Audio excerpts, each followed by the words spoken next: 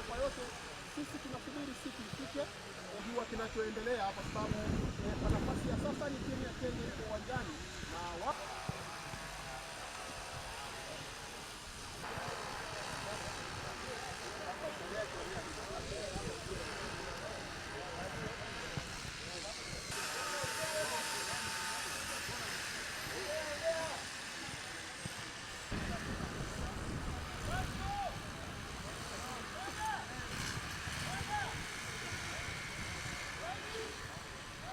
malengo yetu makubwa ni ya hiyo CHAN, na pia hii Mapinduzi Cup ni kwamba pia tutaichukulia very serious because tumekuja kushinda kikombe, hatukuja tu kuparticipate. So tutaichukulia hii tournament serious, na bado pia tuna focus na pia CHAN.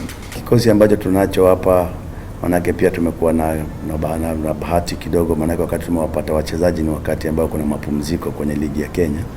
Kwa hivyo mambo na majeraha, hadi sasa tuko wazima, ni wachezaji wawili, wachezaji wanne ndio tuangoja peke yake, wale tuliwacha nyuma, na hao kesho watajiunga na timu. Kwa hivyo mambo na majeraha hapa ndio tuko sawa kabisa, na wale wako hapa kasoro hao wanne bado hawajafika, tutakuwa tuko sawa kabisa. Wachezaji wana warm up, lakini ndio uwanjani sasa